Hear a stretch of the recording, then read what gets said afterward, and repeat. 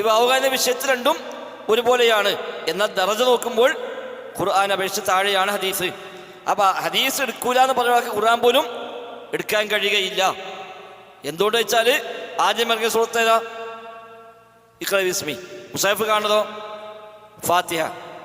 അതെന്താ അപ്പം അങ്ങനെ ഒരു അട്ടിമറി ഇടുന്നു? അപ്പൊ ഹദീസ് എടുക്കാത്ത ഒരാളെ സംബന്ധിച്ച് ഈ മുസാഫ് ശരിയാകേണ്ടി. ഈ മുസാഫ് ഒരിക്കലും ശരിയല്ല. ഇതിൽ ആദ്യം കാണുന്ന ഫാത്തിഹയാണ്. ഇനി മാത്രം എങ്ങനെ ഓതുക? അൽഹംദുലില്ലാഹി റബ്ബിൽ ആലമീൻ എന്നൊരു പാരായണം ഇവിടുന്ന് കിട്ടി. അത് നബി ഓതി കേൾപ്പിച്ച്, നബീന് സഹാബിമാർ കേട്ടുപഠിച്ച്, സഹാബിമാർ താബഈക്ക് ഓതിക്കൊടുത്ത് അങ്ങനെ കൈമാറി പോകുന്നതാണ്. അല്ലാതെ എങ്ങനെ അലിഫ് ലാമും മീമും എഴുതിയാൽ അലിഫ് ലാം മീം എന്നെങ്ങനെ എഴുതും? എങ്ങനെ വായിക്കും? അത് വായിക്കാൻ പറ്റുന്നല്ലോ. മുസാഫ് എടുത്ത് നോക്കിയാലേ ഇപ്പം നമ്മൾ ഇങ്ങനെ കാണും.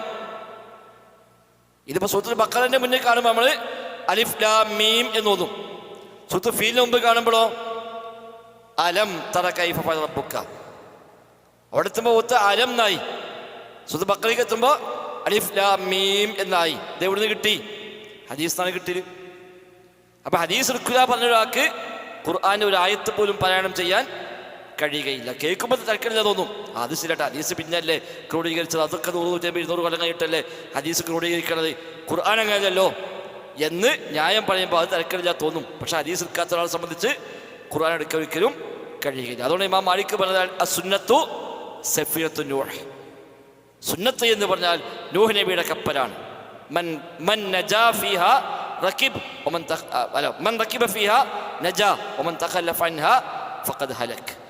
ആ കപ്പലിൽ കയറിയവൻ രക്ഷപ്പെട്ടു, അത് കയറാതെ മാറുന്നവൻ നശിച്ചു തന്നെ. അപ്പൊ നൂഹ് നബിയുടെ കാലത്ത് തൗഹീദ് മാത്രം ഉണ്ടായാൽ പോരാ.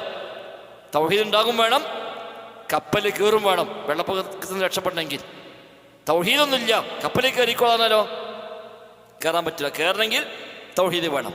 തൗഹീദ് എനിക്കുണ്ട്, കപ്പലൊന്നും എനിക്ക് വേണ്ട എന്ന് പറഞ്ഞാലോ നശിച്ചു പോവുകയും ചെയ്യും. അതുപോലെയാണ് സുന്നത്ത് റസൂൽ. ഖുർആൻ ഞാൻ എടുത്തോളാം, ഹദീസ് വേണ്ട എന്ന് പറയാൻ പറ്റൂല. ഹദീസ് എടുക്കണമെങ്കിലോ ഖുർആൻ എടുക്കണം, ഖുർആൻ എടുക്കണമെങ്കിൽ ഹദീസ് എടുക്കണം. ഖുർആൻ എടുക്കാത്ത ഒരാൾക്ക് ഹദീസ് എടുക്കാൻ കഴിയില്ല, ഹദീസ് എടുക്കാത്ത ഒരാൾക്ക് ഖുർആൻ എടുക്കാനും കഴിയുകയില്ല. അപ്പോൾ അതാണ് അതിന് വസ്തുത. അത് നബിയുടെ കാലം മുതൽ തന്നെ അങ്ങനെ തന്നെ കൈമാറി പോകുന്നതാണ് ഹദീസും. എഴുതി വെച്ചതാണ്, പിന്നെ എഴുതി വെച്ചതാണ് പിന്നീട്. അതിന് മുമ്പ് ഇത് ക്രോഡീകരിച്ചിട്ടില്ല എന്നാണോ? അല്ല. അറബികൾ ലോക ചരിത്രത്തെ ഏറ്റവും അധികം മെമ്മറി ഉള്ളവർ അറബികളാണ്. മറ്റു ഉമ്മത്തുകൾക്കൊന്നുമില്ലാത്ത സവിശേഷത അറബികൾക്ക് പലതുമുണ്ട്. അതിൽപ്പെട്ട ഒന്നാണ് അവരുടെ മെമ്മറി പവർ. അവിടെ അക്കാലത്ത് എല്ലാം പോലെ ഇഫ്ലാക്കിലാണ് പോലെ പതിവ്. അതെന്താ ഹദീസ് അങ്ങനത്തെയാണ്. മാത്രമല്ല ഇമാം മാലിക്കും ഇമാം അബൂ ഹനീഫയൊക്കെ സ്വഹാബികളെ കണ്ടോലും താബികളെ കണ്ടോലും ഒക്കെ ആണല്ലോ. ഒരിക്കുന്ന അധികം കാലഘട്ടം കഴിഞ്ഞപ്പോൾ ഇമാം മാലിക് റഹിമഹുല്ലാഹ് മദീനത്തെ പള്ളിയിൽ ഹദീസ് പഠിപ്പിക്കുമ്പോൾ അദ്ദേഹം പറയാറുള്ളത് എന്താ? ഹദ്ദസനി നാഫിഉൻ അൻ ഇബ്നു ഉമറ അൻ സ്വാഹിബി ഹാദൽ ഖബർ.